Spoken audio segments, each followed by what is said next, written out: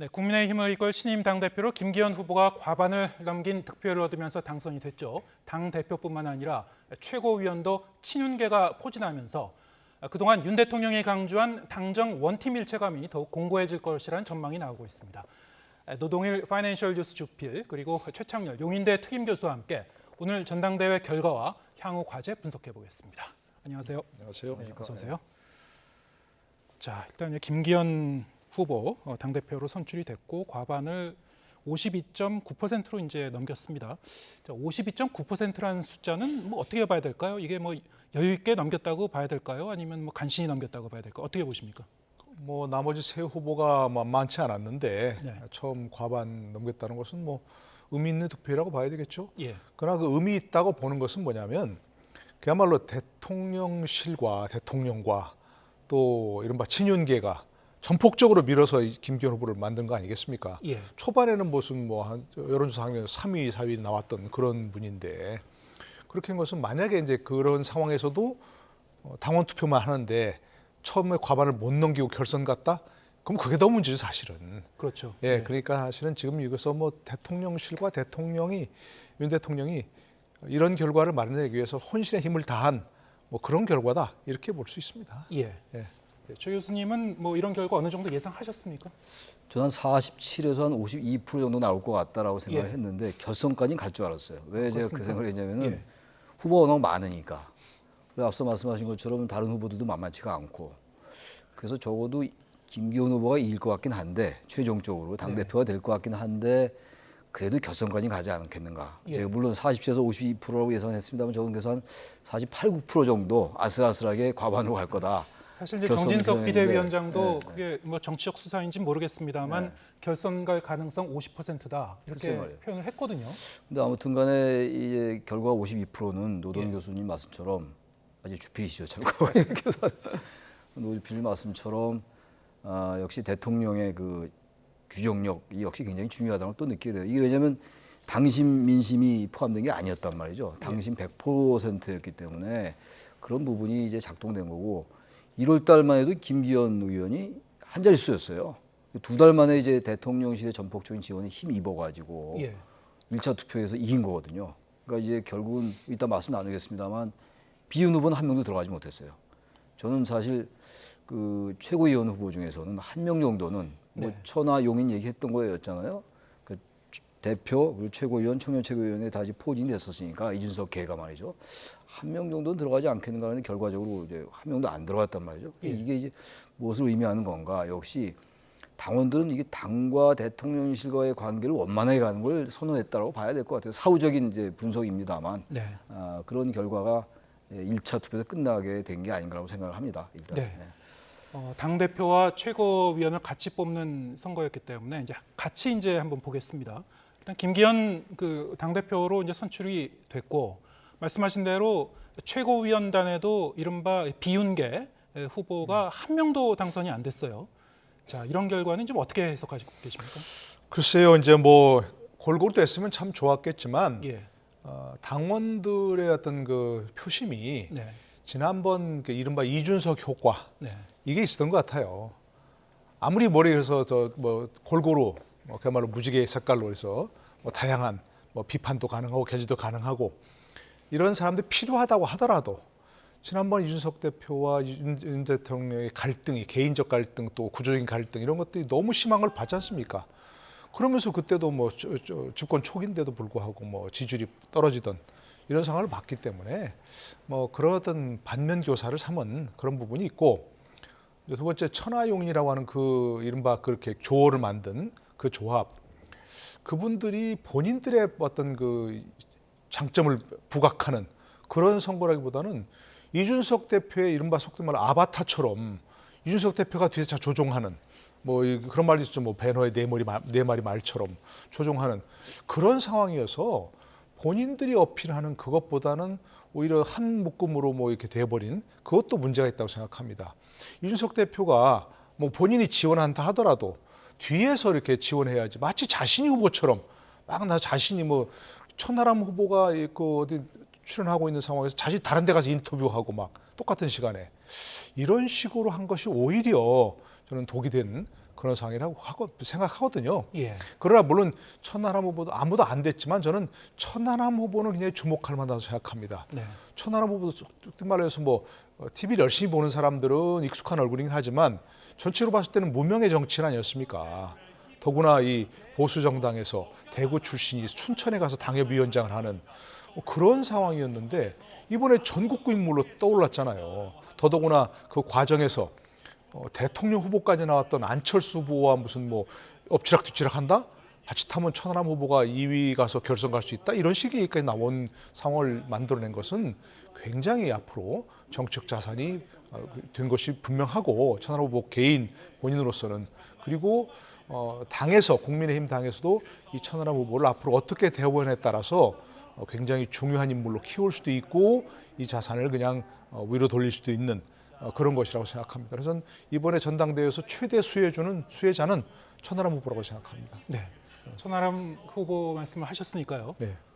아까 이제 이준석 전 대표가 이제 지원을 한 것 자체가 오히려 독이 된 것 같다 이렇게 이제 평가를 해주셨는데 이른바 이제 천하용인 이 4명의 후보 자체가 마치 이준석계처럼 이제 비춰진 그런 부분. 네, 그렇죠. 이게 오히려 결과론적으로 보면은 안 좋은 영향을 줬다고 최 교수님도 그렇게 동의하십니까? 그러니까 이런 말하자면 이게 당신 100%였단 말이에요. 예. 그러니까 이제 중도층으로의 외연 확장 이런 얘기를 우리가 많이 하거든요. 근데 당원들은 어쨌든 이준석 전 대표와 대통령과의 갈등에 대해서 좋게 보지 않는 거죠. 근데 지금 천하용인이라는 분들은 그것과 관계없이 나름대로 보수 정당 내에서 개혁적인 목소리를 내는 분들이란 말이에요. 네. 이준석 전 대표의 이제 이미지가 강하게 배어 있죠. 허은하 의원 같은 경우가 더욱더 그렇죠. 그런데 이런 상황 속에서 그냥 개혁적인 목소리를 내고 보수 정당에 너무 우양우하는 우경하는 이런 부분들에 대해서 경계를 하는 건 좋았는데 이 전 대표가 나서면서 저도 그 부분 동의를 해요. 이 전 대표가 나서면서 마치 이 전 대표가 출전하는 사람처럼 되고 말았단 말이죠. 이런 부분들은 당원들에게는 그렇게 썩 좋게 안 비쳤을 것 같아요. 그러니까 일반 당심과 민심이 같이 조합이 돼 있다면 역시 이준석 전 대표의 중도 의원 확장 이런 것들 때문에 효과가 있었을 텐데 이건 당신 100%란 말이에요. 당신 100%인데 지금 이준석 전 대표와 대통령실과의 갈등이 끝난 지가 얼마 안 됐잖아요. 바로 그래서 치러진 경선이었거든요. 바로 그런 점이 저도 특히 천하람 후보 같은 경우에는 이 전 대표가 나선 게 썩 도움은 안 됐을 것 같아요. 네. 왜냐하면 일단 이 게임 자체가 룰 자체가 당원 100%였기 때문에 예. 어쨌든 간에 좀 마이너스였다는 느낌이 들긴 듭니다. 예. 예. 근데 이제 전당대회 이제 선거 과정에서는 또 이 당원들의 이제 구성 비율이 좀 달라졌다. 연령대별로 2021년 전당대회와 비교하면은 10대, 20대, 30대가 이제 좀 늘어났고 비중이 50대 같은 경우에는 이제 줄어들었죠. 그런 점에서 봤을 때 뭔가 이 표심 성향에도 좀 변화가 있지 않을까 했는데 지금 두 분 말씀 들어봐도 그렇고 오늘 개표 결과를 봐도 이른바 이제 비윤계가 바람을 일으키지는 못했습니다. 자, 그건 이제 그렇게 그 정도로 이제 분석을 해보고요. 다른 후보도 한번 보겠습니다. 안철수 후보 같은 경우에는 1위 김기현 그 당대표, 김기현 후보와 격차가 좀 많이 났어요. 자, 이렇게 되면 앞으로 이 안철수 의원의 향후 정치적 위상은 어떻게 되는 겁니까? 어떻게 전망하십니까? 저는 전당대회 과정에서도 의문을 가졌던 게 예. 안철수 후보가 이번에 왜 출마했을까? 본인의 지금 최종 목표는 당대표가 아니잖아요. 예. 대통령 아닙니까? 본인의 최종 목표는 정치적 목표는. 근데 굳이 이번에 당대표에 출마해야 했을까? 하는 의문을 가졌거든요. 네. 그러면서 본인의 어떤 정치적 결을 살리지도 못했고 이번에. 예. 저는 천하람 후보가 이제 김기현 후보는 대표가 됐으니까 이제 논외로 치면 천하람 후보가 최대 수혜자였다면 안철수 후보는 최대로 지금 이번에 좀 부정적인 평가를 받게 되는 그런 타격을 일을 생각하거든요. 입었다고 봐야 될까요? 그럼요. 네. 타격을 입었고 본인이 이번에 좀 뭐 어차피 국민의힘에 들어온 지도 얼마 안 됐고 네. 이번 경선 과정을 통해서 뭔가 본인이 직접 참여하지 않고 여러 그 대원들 만날 수 있는 과정을 했다면 훨씬 더 나았을 텐데 한때 1위까지 막 여론조사에서 치고 올라갔던 적이 있지 않습니까? 그랬는데 스탠스가 애매했죠. 본인이 친이랑을 강조하다가 대통령과 대등한 관계까지 얘기하다가 그걸 이제 그러니까 안 하겠다 예. 이렇게 보니까 그것도 친윤이랑을 강조하기도 어렵고 비윤이라고 좀 할 수도 없고 그런 상황에서 애매해지니까 천하람 후보와 엎치락뒤치락하는 관계까지 가버렸고 결국 30, 40%도 얻지 못하는 20%대로 그냥 주저앉아 버렸거든요. 저는 이번에 굉장히 큰 실책을 했다고 생각하고 앞으로 만회하기가 쉽지 않은 그런 상황이 있다 싶어요. 만회하기가 쉽지 않을 것이다. 네. 이번 이제 선거 과정을 보면은 여론조사에서 애초에 상당히 좀 부각이 됐었던 유승민 전 의원이나 네. 나경원 전 의원 그리고 안철수 의원 역시 상당히 좀 압박을 받았죠. 예, 압박을 받았고 여러 가지 뭐 요인이 작용한 게 있었는데 자, 그런 그 외부 요인이 좀 작용했다고 보십니까? 아니면은 안철수 의원 자체 어떤 정치적 패착이었다고 보십니까? 이번에 안철수 의원이 정치적인 어떤 그 에너지가 예, 좀 실망스러웠어요. 저도 왜 제가 이 말씀드리냐면 유승민 전 의원이나 나경원 전 의원 같은 경우는 워낙 지지율이 앞서간 상태에서 대통령실이 주저앉힌 거죠. 뭐 쉽게 말씀드려서. 근데 안철수 의원은 그렇지 않았단 말이에요. 안철수 후보는 대통령실과의 관계를 부단하게 생각을 많이 했었거든요. 그러니까 발언의 수위를 굉장히 조절하는 게 보였단 말이죠. 네. 근데 그런 부분들이 과연 안철수 후보가 이번 전당대회에서 하고자 하는 얘기는 뭔가, 무슨 메시지를 내려 하는가에 대한 의문점을 주던 겁니다. 천안 후보 같은 경우는 나름대로 개혁적인 목소리를 냈던 건데, 물론 득표율은 낮았습니다만 안 후보보다. 근데 안철수 후보는 지난 대선 때 단일화도 했고, 근데 대통령실에서도 어쨌든 안철수 후보를 경계를 많이 했어요. 그러니까 그건 예. 분명히 뭐 우리가 짚을 수밖에 없죠. 그럼에도 불구하고 지금 거의 더블 스코어 차이가 났단 말이에요. 김기현 대표와 말이죠. 그 이유는 너무 애매했어요. 저도 마찬가지입니다. 일단 친윤 대통령을 공격하라는 게 아니라 대통령실의 당무 개입에 대해서 충분히 얘기할 수 있는 거죠. 언론적으로. 네. 일단 당무 개입은 안 되는 게 우리 정치 문법이거든요. 거의 막바지에 가서 좀 마지막에 조금 작심을 얘기했는데 하고 문제 제기를 근데 했었죠. 그것도 네. 차라리 끝까지 가든가 그런 스탠스. 예. 그래서 그 스탠스가 대단히 말하자면 태도나 이 경선에 자신의 어떠한 목소리를 실릴 것인가에 대해서 우리 당 시민이 봐도 그렇고 우리 유권자가 봐도 그렇고 일반 시민이 봐도 그렇고 안철수 후보가 과연 무엇을 얘기하고자 하는 건가 이런 네. 정체성이 대단히 흔들렸다라는 거예요. 예. 전 그렇지 않았다면 상당히 선전할 수 있어서 저도 결선까지 할 수 있었다고 보는데 예. 처음에 지지율이 높았거든요. 안 예. 후보가 상당히 그 기대를 줬던 건데 대통령실을 너무 의식하면서 하다 보니까 좀 쉽게 거치게 말하면 스텝이 좀 꼬인 것 같아요. 예. 그러다 보니까 안 후보로서 사실은 정치적 타격이 상당했다. 그렇게 평가할 수밖에 없습니다. 그럼 최 교수님도 안철수 의원 같은 경우에는 차기 대선 주자로서 회상하기 좀 쉽지 않을 거라고 보십니까? 그렇게 단정하기는 어렵죠. 워낙 예. 우리 정치가 변수가 많고 또 이제 문제는 대통령의 지지율입니다. 국민의힘의 정당 지지도가 어떻게 되냐에 따라서 회상할 수 있는 것이고 또 본인이 하기 나름에 따라서 할 수 있는데 예. 어쨌든 대단히 지금 애매해진 것만은 분명합니다. 안철수 예. 의원으로서 말이죠.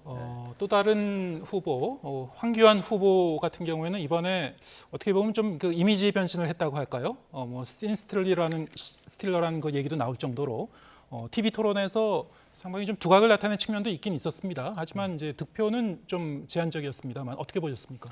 글쎄 저는 이제 뭐 황교안 후보가 나와서 어떤 스탠스를 취할지 어떤 자세를 취할지 굉장히 궁금했는데 이번에 그래도 정치인으로서 좀 변신을 한 것 같아요. 예. 과거 이제 토론 같은 걸 보면 좀 뭐 답답하다고 할까 원론적인 것 조금 어떤 틀을 벗어나지 않으려고 하는 그런 관료적인 모습을 계속 보였다면 이번엔 그래도 좀 뭐랄까 능수능란하다 할까요? 정치적인 자세를 많이 좀 보인 것 같아요.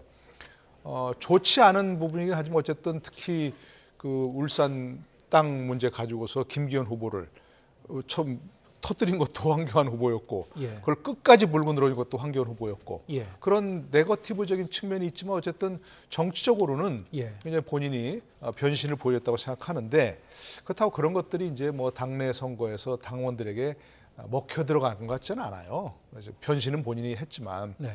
앞으로 이제 뭐 본인의 어떤 상황에 따라서 뭐 정치인으로서 어떤 입지를 충분히 다질 수 있는 뭐 그런 변화는 보여줬다고 생각합니다. 예. 동의하십니까? 황교안 후보는 이번에 전 상당한 그 이득을 정치적 이익을 좀 예. 봤다. 그 말씀을 드리는 이유가 황교안 후보가 지나치게 그 부정선거 얘기를 많이 해왔잖아요. 이번 경선 과정에서 그 얘기 전혀 안 했어요. 예. 안 했고 황교안 후보를 좀 중도층의 관점에서 보면 너무 자유한국당 대표도 했습니다만 너무 우측으로 가 있는 거 아니냐. 좀 극우적인 성향이 있다라는 그런 이미지를 줬던 게 사실이었거든요. 근데 적어도 이번 경선 과정에서 그런 면은 상당히 희석시키지 않았는가. 그래서 이른바 뭐 흔히들 말하는 정통 보수의 어떤 상징성 같은 거는 본인이 나름대로 지난 박근혜 정권 때 국무총리도 했었고 말이죠. 그런 부분들에 대해서는 조금 더 나름대로 정치적 결실이 좀 있지 않았을까. 그래서 저는 황교안 후보에게도 경선 과정에서 물론 뭐 패배는 했습니다만 나름대로 의미 있는 경선이었다고 생각합니다. 예. 이번에 그 최고위원단이 뭐 친윤계 쪽으로 네. 이제 구축이 되면서 뭐 당 대표가 있고 최고위원이 있고 최고위원단의 그 역할도 상당히 좀 중요하지 않습니까? 중요하죠. 근데 어떻게 보면은 당내에서 이제 견제 역할을 할 수 있는 사람이 너무 없지 않은가 이런 시각으로 볼 수도 있을 것 같습니다. 뭐 어떻게 평가하시는지요? 그러니까 이제 뭐 지명직 최고위원이 남아 있으니까 예. 아직 전체를 속단하기는 어렵지만 뭐 그런 부분은 분명히 지적될 수 있을 겁니다.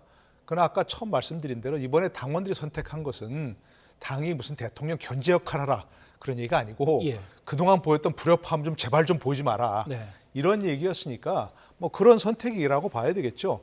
그리고 이제 예를 들어서 뭐 최고위원 될 때까지는 어떤 뭐 지금 얘기하신 대로 이른바 친윤계라고 자리매김을 했다 하더라도 앞으로 어떤 사안마다에 따라서 본인들이 어떤 목소리를 내느냐 그건 다를 수 있으니까 예. 그런 부분에 있어서 뭐 견제 역할을 할 수 있는 사람이 하나도 없다 이렇게 속단하기는 어렵다고 보여지고요. 예. 김기현 대표도 마찬가지입니다.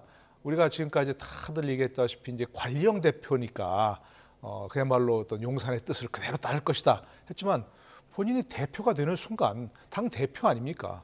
그러면 대통령실의 어떤 의중을 그대로 반영한다? 이건 본인으로서도 체면도 그렇고 본인의 리더십이 손상되는 부분이거든요. 그러니까 사안에 따라서는 저는 뭐 견제와 균형 역할을 하려고 하는 그런 움직임도 분명히 있을 거라 생각합니다. 네. 당내에서 견제와 균형의 이 기능이 작동을 할까요? 어떻게 전망하십니까? 뭐 속단하기가 어려운데 제가 이제 가장 관심 있게 보는 부분이 바로 그 부분입니다. 지금 어쨌든 당정 일체 쪽에 유권자가 당원들이었으니까 책임 당원이나 당원이나 대의원들이 손을 들어준 거거든요. 근데 당정 일체라는 게 저는 뭐 필요하다고 봅니다. 집권 연대 내에서 자꾸 불협화음이 있는 건 바람직하지 않아요. 어차피 같은 방향으로 가는 건데 문제는 당정 일체라는 명분으로 집권당, 집권 여당이 대통령실에게 과도하게 종속적으로 되는 경우를 우려하는 거거든요. 근데 그 부분을 이제 어떻게 할 거냐 오로지 그야말로 김기현 대표에게 달린 것 같아요. 그 대통령실도 이거 뭐 기우겠습니다만 당을 너무 장악하려는 그런 시도는 하면 안 된다. 그러나 제가 이 말씀 드리는 이유는 그럼에도 불구하고 이번 경선 과정에서 당이 상당히 개입한 것만 분명한 사실이거든요. 그리고 대통령의 이른바 윤심이 작용한 거 부인할 수 없잖아요. 김기현 후보가 1월 달에 한 자리 숫자 지지율에서 이렇게 올라간 거, 과반까지. 이건 사실 대통령실의 지원이 아니고는 설명이 안 돼요. 그리고 아까도 말씀 나눴습니다만 대통령실의 수석도 나와서 막 개입을 했던 거였잖아요. 근데 이런 상황 속에서 당정 일체로 간다.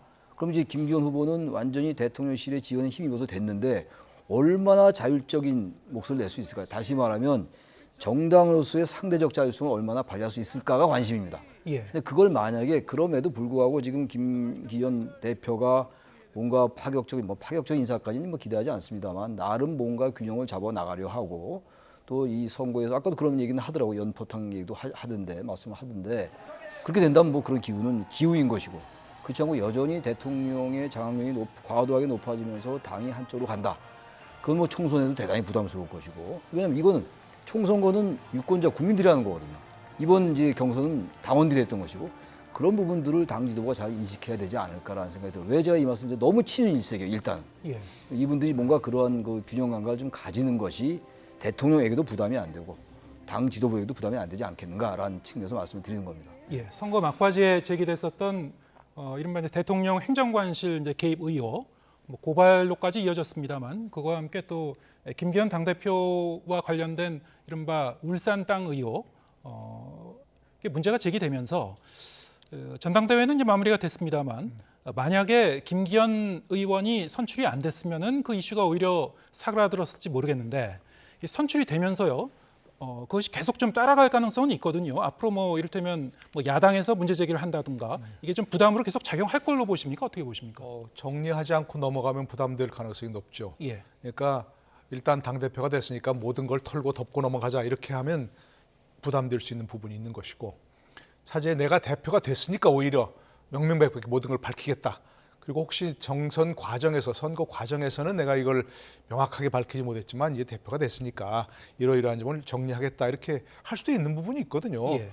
지금 이제 울산 땅 뭐 보면 저도 뭐 보도가 엇갈리고 있으니까 확실히 알 수는 없지만 그 보도는 땅들 보면 그게 무슨 뭐 1,800배가 오르고 그럴 만한 땅이 아니라는 걸 보여줬는데 단지 구입 과정이라든지 그 이후에 어떤 처리 과정이라든지 이런 것들이 석연치 못한 부분은 분명히 있었어요. 예. 그렇기 때문에 그 뭐 처음 소유자와 뭐 중간 소유자 또 뭐 최종 뭐 이게 구매한 과정 이런 것들을 좀 확실하게 정리해서 납득할 수 있을 만한 설명을 해야 나중에 가서 이것이 내년 총선 과정에서 무슨 새로운 불씨가 되어가지고 야산을 태우는 그런 불이 안 될 수 있거든요. 예. 차제히 정리해야 된다는 생각이 들고 대통령실 뭐 행정관들이 개입한 그런 것들을 뭐 선거법 위반이라고 뭐 공무원법 위반이라고 그렇게까지 보기는 어려운 부분이 있지만 예. 그런 부분도 분명히 문제를 제기할 수 있는 부분이 있습니다. 예. 근데 성일종 정치교장이 그러지 않습니까? 그런 것들도 책임을 지울 일 있다면 책임지겠다 했으니까 예. 그런 부분도 확실하게 이런 바람직하지 못한 부분이 있었다 하고 확실하게 밝히고 정리해 나가는 것이 필요하다 생각합니다. 이제 국가공무원법 위반인지 아닌지는 이제 수사 과정에서 밝혀지겠습니다만 안철수 후보에게 이제 기자들이 질문을 했죠. 네. 승복할 것이냐 불복할 것이냐 이 사건과 관련해서 여기에 대해서 좀 가능성을 좀 열어놓은 그런 취지의 이제 얘기를 했었습니다. 수사 결과를 보고 판단을 하겠다. 이게 뭐 전당대회는 끝났지만은 이거에 대해서 다시 한번 문제 제기를 할 거라고 보십니까? 아니면 여기에 대해서는 덮고 갈 거라고 그래서 보십니까? 저는 안철수 의원이 이 부분을 덮고 넘어가는 게 이 공무원 개입 문제, 이 예. 문제는 그게 안철수 후보의 선거 공학적인 측면에서 볼 때 그게 유리할 거예요. 당내에서 또 이 문제를 제기하면 지금 왜냐하면 임기 초반이기 때문에 대통령의 규정력이 강하게 작동하는 국면입니다. 지금 현재로서. 네. 그게 이번에 경선 과정에서 여지없이 들어간 거거든요. 근데 안 후보에 대해서 어쨌든 대통령실이 불편한 생각 했잖아요. 예.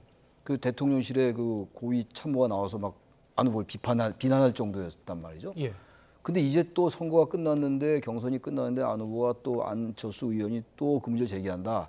그럼 당내 입지는 거의 없어질 거라고요. 아마 그래서 안철수 의원이 그 문제 제기하지 않을 가능성이 커요. 네. 단지 이제 김기현 후보, 김기현 대표의 땅 투기 의혹 이건 야당이 문제 제기할 겁니다. 어쨌든 간에 이 문제는 털고 넘어가지 않으면 두고두고 악재가 될 수 있다. 그 말씀 저도 분명히 드립니다. 네. 내일이 이 대선이 있었던 지 딱 1주년이 되는 일주년 그런 되는 날이기도 하고요.